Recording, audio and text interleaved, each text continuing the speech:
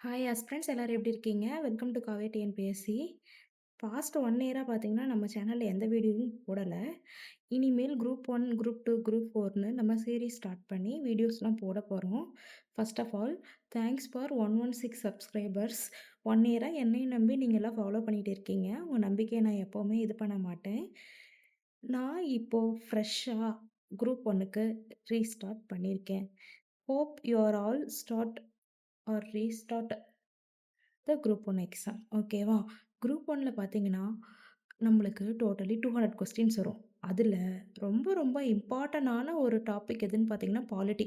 வெறும் அந்த polity unit 3ல மட்டும் பார்த்தீங்கன்னா, 40 கொஸ்டின் நமக்கு கேட்குறாங்க.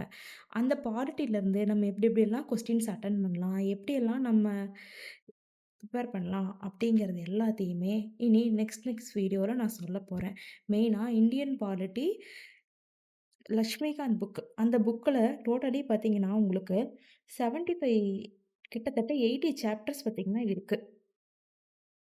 ஓகேங்களா? 9 பார்ட்ஸு கிட்டத்தட்ட பார்த்தீங்கன்னா, உங்களுக்கு 80 சாப்டர்ஸ் இருக்கு. இந்த 80 சாப்டர்ஸ்லருந்து எப்படியெல்லாம் நம்மளுக்கு கொஸ்டின் கேட்பாங்க? குரூப் 1க்கு என்னென்னலாம் படிக்கணும்? இந்த 80 சாப்டர்ஸுமே படிக்கணுமா? அப்படின்னு பார்த்தீங்கன்னா கிடையாது. என்னென்ன டாபிக்ஸ் எல்லாம் இம்பார்ட்டன்ட்டா படிக்கலாம் அப்படிங்கிறது எல்லாத்தையுமே நான் நெக்ஸ்ட் வீடியோவா போடப் போறேன். Stay tune. Thank you so much மக்களே!